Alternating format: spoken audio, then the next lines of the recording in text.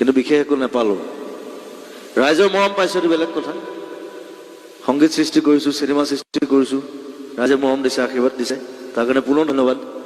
কিন্তু চৰকাৰৰ ফালৰ পৰা বিশেষ একো নেদেখিলোঁ, বিশেষ উন্নয়ন, বিশেষ বৈপ্লৱিক একো দেখা নাই এতিয়ালৈকে।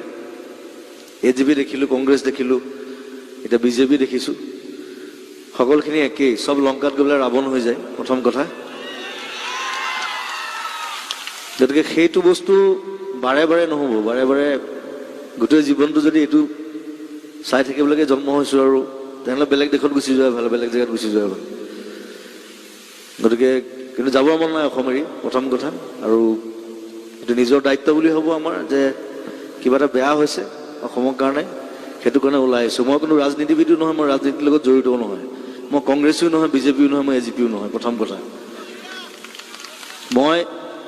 মোৰ এটা নিজৰ সৈন্যবাহিনী আছে, মোৰ নিজৰ মানুহ আছে, ফেন ক্লাবৰ জৰিয়তে আমি কাম কৰোঁ, ভাল ভাল কাম কৰোঁ মানুহৰ কাৰণে, গছপুলিৰ কাৰণে কাম কৰোঁ, বানপানীৰ সময়ত কাম কৰোঁ, আমি ওলাই আহোঁ, গোটেই শিল্পী সমাজ আছে একেলগে, আমি সেই ধৰণে কাম কৰোঁ, কোনো ৰাজনীতিৰ কাৰণে কাম নকৰোঁ। আৰু মোৰ ৰাজনীতিত যাব মনো নাই দেই, বহুতে জোৰ কৰি আছে মোক, মই নাযাওঁ কেতিয়াও, প্ৰথম কথা। মই এনেকৈ কাম কৰি ৰাইজৰ মাজত থাকি কাম কৰিম, ৰাইজৰ কাৰণে কাম কৰিম, সেইটো কথা। আৰু এইখিনিতে আৰু এটা কথা কওঁ, কালি আকৌ নিউজত দেখিলোঁ নতুন নতুন কিছুমান বস্তু কৰিবলৈ চেষ্টা কৰি আছে BJPয়ে। এতিয়া আজি দেখিলোঁ ৰাস্তাত গোটেই BJP ফ্লেগ, এইবোৰ কোনে লগালে নাজানো, ৰাতিৰ ভিতৰত লগাইছে বুলি কৈছে। আমি কিন্তু BJP এগেইনষ্টতহে আহিছোঁ, প্ৰথম কথা। যাওঁতে মই চব খুলি লৈ গুচি যাম, সেইটো সাধাৰণ কথা মোৰ কাৰণে। আৰু কালি দেখিলোঁ জাগিৰোডৰ পেপাৰ মিল লৈ পেলাই বিপ্লৱ চলি আছে, তেওঁলোকে ৩৫ মাহ দৰমহা পোৱা নাই। মই যোৱা বছৰ তাত শ্বুটিঙো কৰি আহিছোঁ, তেওঁলোকৰ গেষ্ট হাউচতে আছিলোঁ, প্ৰিয় চিনেমাৰ।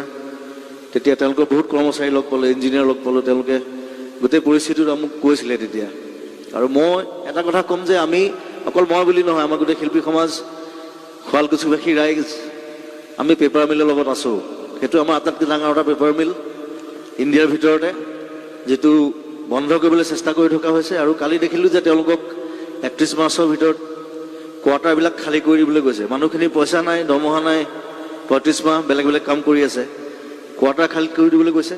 তেওঁলোকে এটা আন্দোলন আৰম্ভ কৰিব, মই জানো। কালি মই যিটো দেখিলোঁ তেওঁলোকৰ মুখত, যিটো দেখিছোঁ, আৰু ইয়াৰ পৰাই তেওঁলোকক জনাইছোঁ যে আমি আছোঁ লগত, জাগিৰোড পেপাৰ মিলৰ লগত আমি আছোঁ। তেওঁলোকৰ যিখিনি কৰ্মচাৰী আছে, যিখিনি মানুহ আছে, তেওঁলোক অকলশৰীয়া নহয়, আমি লগত আছোঁ, আমি সদায় থাকিম। আৰু এই বেয়া বেয়া বস্তুবিলাক যিবোৰ জাপি দিছে, এতিয়া আকৌ কিবা এটা উলিয়াইছে, NPR নে কি, NRC পিছত কে পিছত NPR, তাৰপিছত কি হয় নাজানো। মই ফটকৈ খং উঠিলে বেয়া শব্দ ওলাই যাম মোৰ মুখৰ পৰা, চৰি, আজি নকওঁ। সেই বেয়া শব্দলৈ যোৱাৰ পৰিৱেশটো সৃষ্টি কৰিছে কোনে? এইটো BJPয়ে কৰিছে, প্ৰথম কথা।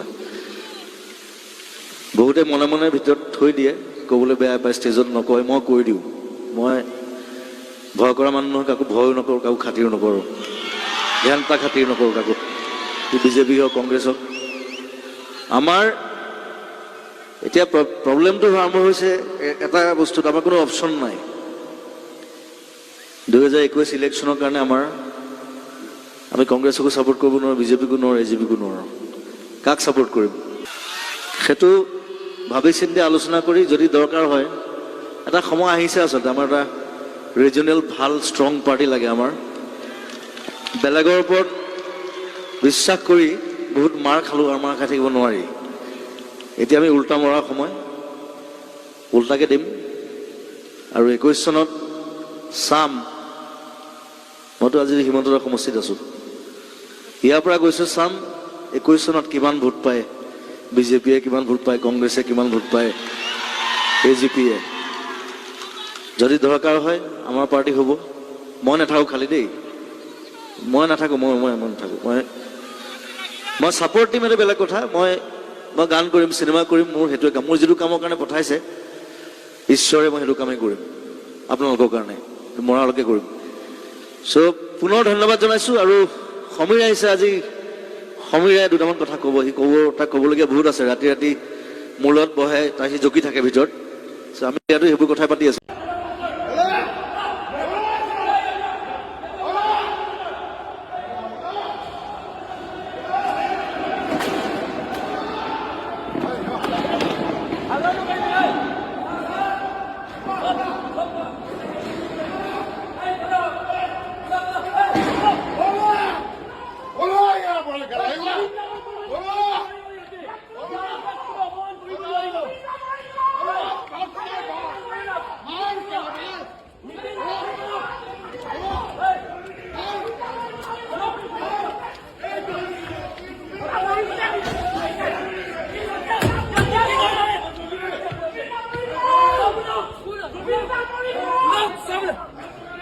কিহৰ মিটিং চলিছে কিয় কৰিব আজি অসমীয়া জাতি আজি কি হেৰুৱাইছে অসমীয়া দায়িত্ব আছে নাই লাহে লাহে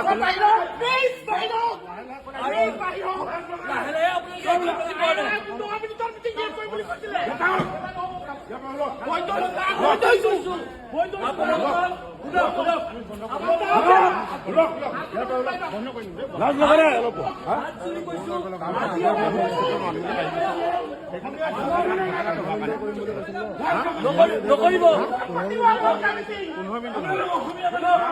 অসমীয়া জাতিয়ে আজি কি হেৰুৱাইছে সেইটো আমি মৰ্মে মৰ্মে উপলব্ধি অসমে যুৱকটো হেৰুৱাইছে উজ্জ্বল নক্ষত্ৰটো হেৰুৱাইছে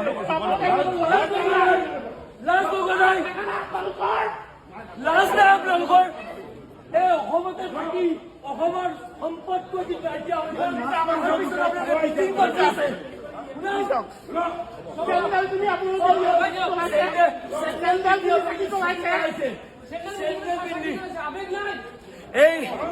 এই কেমিষ্ট আৰু এই ড্ৰাগিষ্ট এছ'চিয়েশ্যন অফ আছামে ইয়াতে জুবিন দাক চৰম অপমান কৰিছে যিটো সময়ত যিটো দিনত আজি স্বতঃস্ফূৰ্তভাৱে গোটেই অসমখন আজি স্তব্ধ হৈ গৈছে তাত এই কেমিষ্ট আৰু ড্ৰাগিষ্ট এছ'চিয়েশ্যনে জুবিন দাক চৰম অপমান কৰিছে তেওঁলোকে জোতা পিন্ধি বন্তি প্ৰজ্বলন কৰিছে জুবিন দাৰ ফটোত মাল্যাৰ্পণ কৰিছে তাৰ পাছত আমি তেওঁলোকক কৈ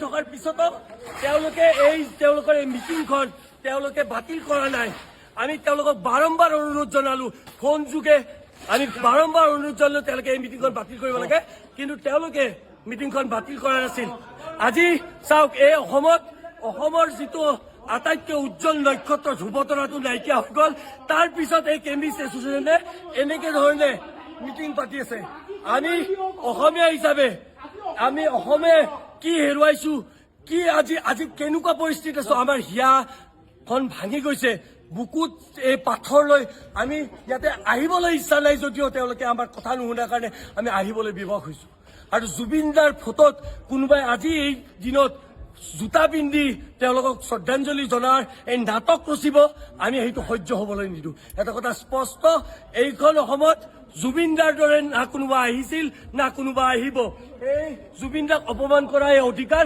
এই কেমিষ্ট এছ'চিয়েশ্যনক কোনে দিলে জুবিন দাক অপমান কৰা এই অধিকাৰ এই ড্ৰাগছ এছ'চিয়েশ্যনক কোনে দিলে আজি চাৰিওফালৰ পৰা ইয়াতে মানুহে মিটিং কৰি আছে কিন্তু গোটেই অসমবাসী আজি জুবিন দাৰ এই দুখত নিয়মানুজ আমি এনেকুৱা ধৰণৰ এই পাবদ্ধতা এই অসমীয়া জাতিৰ আৱেগ নুবুজা এইবিলাক এছ'চিয়েশ্যনক আমি গৰিহণা দিছো আৰু অনাগত দিনত এওঁলোকে কিন্তু আমাৰ ফালৰ পৰা তীব্ৰ প্ৰত্যাহ্বানৰ সন্মুখীন হ'ব সেই কথাটো স্পষ্ট কৰি দিছো মাছে মংসই ভোজ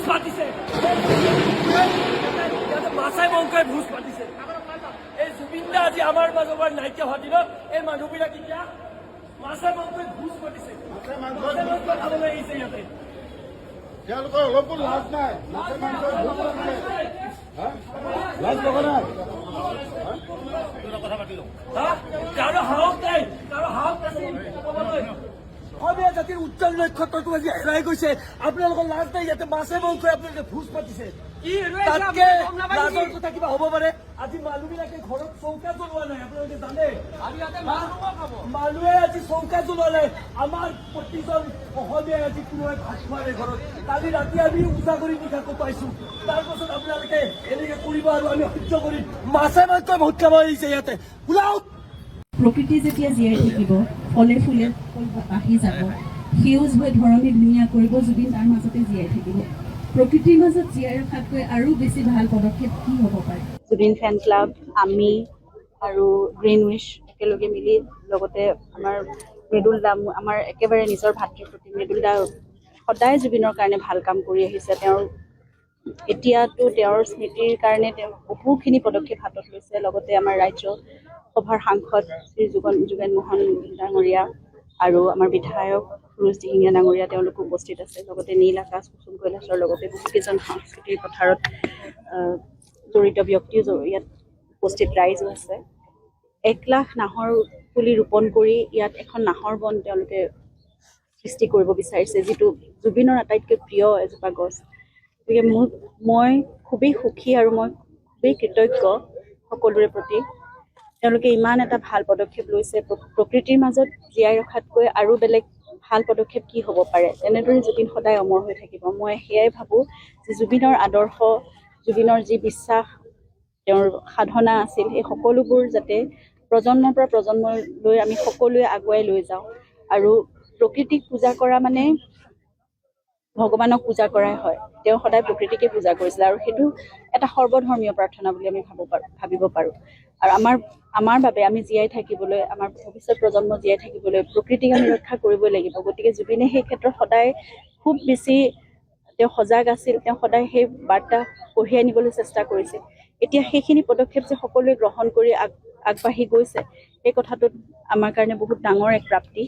আৰু তেওঁ যেনেদৰে ইতিবাচক এখন ভেদাভেদহীন এখন একতাৰ বৰ অসম বিচাৰিছিলে, যেনেদৰে সকলো মিলা প্ৰীতিৰে থকাটো, তেনেকুৱা এখন পৃথিৱী, তেনেকুৱা এখন অসম আমি সকলোৱে বিচাৰোঁ। আমাৰ বাবেও, ভৱিষ্যত প্ৰজন্মৰ বাবেও সকলোৱে ইতিবাচক চিন্তাৰে সংস্কৃতিৰ পথাৰখনত, সৃষ্টিৰ পথাৰখনত সকলোৱে অগ্ৰসৰ হওক, সেইটোৱে আমি কামনা কৰিছোঁ। আৰু পৃথিৱীখন সুন্দৰ হওক। তেওঁ যেনেদৰে তেওঁৰ সপোনৰ সোণৰ অসমখনৰ তেওঁ কল্পনা কৰিছিল, তেনেকুৱা এখন সপোনৰ সোণৰ অসম যাতে আমি লাভ কৰিব পাৰোঁ, তেওঁ তেনেদৰে আশীৰ্বাদ দি থাকক আমাৰ সকলো ক্ষেত্ৰতে।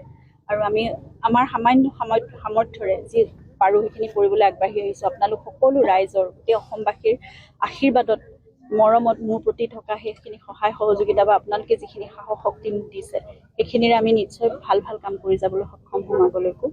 গতিকে তেনেদৰে মোক ৰাখিব আপোনালোকৰ নিজৰ আপোন কৰি, মই সেয়াই কামনা কৰিছোঁ। লগতে ন্যায়ৰ যিখন যুঁজ চলি আছে, যিটো প্ৰক্ৰিয়া চলি আছে সমান্তৰালভাৱে, তাৰ প্ৰতিও আমি সকলোৱে সজাগ হৈ থাকিব লাগিব। খুব ভাল ধৰণে আগবাঢ়ি গৈছে, কিন্তু আপোনালোকৰ সহায় সহযোগিতা, আপোনালোকৰ প্ৰাৰ্থনা সদায় লাগিব, যিখিনি আপোনালোকে সদায় দি আহিছে কোটি কোটি জনতাই।